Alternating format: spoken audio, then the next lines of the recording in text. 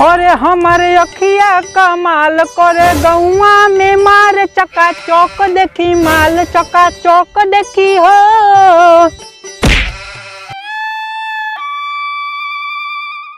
साला लौके लान ना चश्मे चाहे चल देना माल फटावे।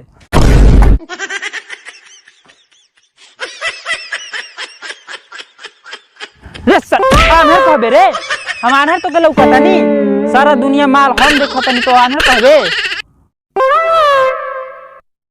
रे सर लंबुआ क्या मर ले रे। अरे सारे आनर तुमने इनका बकचोदईपन और अनहईपन गाड़ी में डाल दे। ये बहिरा तो सुनाई ना आ सुनब सर तू ही अनरू आ ज्यादा बोलब तो गिराई गिराई मार गिराई गिराई। पार्टनर पार्टनर कुछ कहला है का ना बहरू हम तुके कहाँ कुछ कहत रहनी, हम तो भजन करत रहनी। अरे पार्टनर बस, अरे अपसम लड़बस का, चलो शहर चलन जा। रे सारे अनरा उधरिया कहाँ, इधरिया चल इधरिया। हाँ इधरिया चल इधरिया। रे सारे तुहनिन का भगवान तुहनिन भेजलवाना हमार दिमाग चाटे खातिर खाली। पार्टनर सब ठीक बा?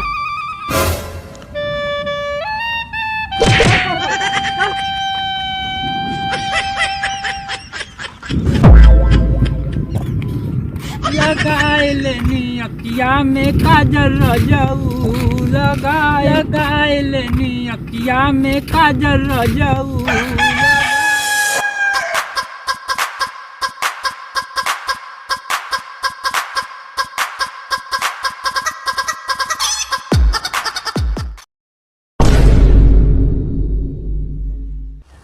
पार्टनर 10 का नोट। ए कौन ना ली हम देखनी हो। जो सारे जो ले लिए जो। ए कौनो ना आई हम लेब, कोनो ना आगे ना आई। ए सारे अनहरा इधर ना उधर बा उधर बा। है उधर बा उधर बा। कहाँ? हो दे सारे।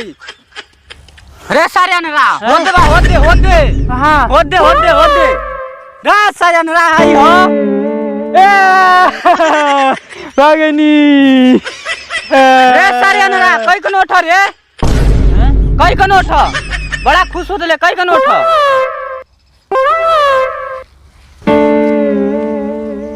कखा पार्टनर? दे ई सारे कागज हवे फेंक दे तनी। कागज हो? हाँ फेंक दे तनी, फेंक दी। फेंक दे। चल सारे तो के उधर ले चली। चल चल चल सारे इधर चल।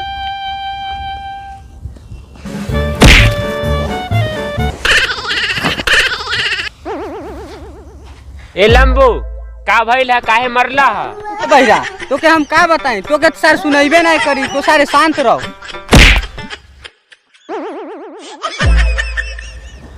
अरे सर लंबुआ हमरे बहिरा दोस्त के काहे मरले हो?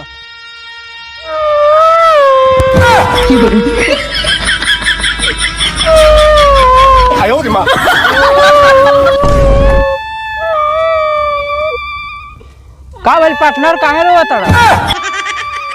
भाग सारे बन रहा, हम ना रोता नहीं, हम बहिरा रोता हैं? बहिरा रोता। पार्टनर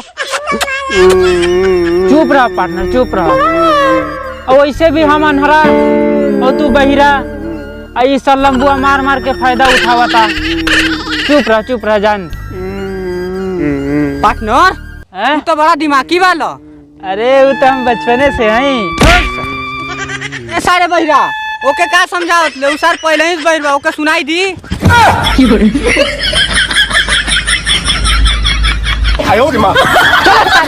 हमार दिमाग चाट गिल वाला सब भेजा कर गरम कर दे वाला। सुना निहा जानू काल देवे जेबू पेपर ये रे सारे अनहरा कोरियन के तो सारे गाना रच रच भरल बा इनके। पेपर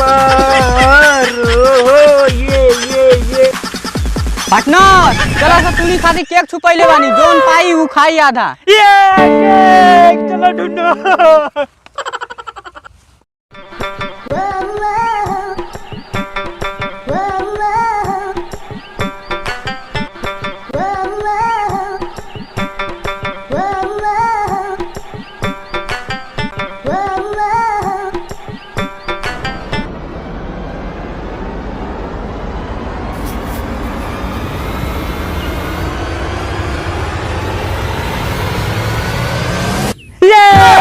गई पार्टनर, केक आ गई। ना तू पूरा खा ला, हम इनका पेट भर गया। पार्टनर फेंक दो। ये खुशबू तो अच्छा तो चॉकलेटी है का, मजा आ जाए।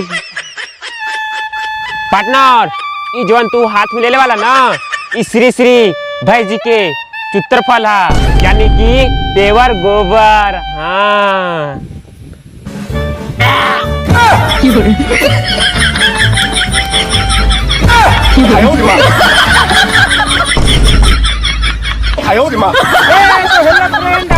कैसा लगा और कमेंट में जाकर चैनल को सब्सक्राइब कर लें और कमेंट में जरूर बताइए वीडियो कैसा लगा। और हम लोग छोटी सी कोशिश कर रहे हैं और देखिए और आगे चल के क्या क्या होता है। तो वीडियो देखिए, लाइक कीजिए, शेयर कीजिए और धन्यवाद। लाड तक बने रहिए।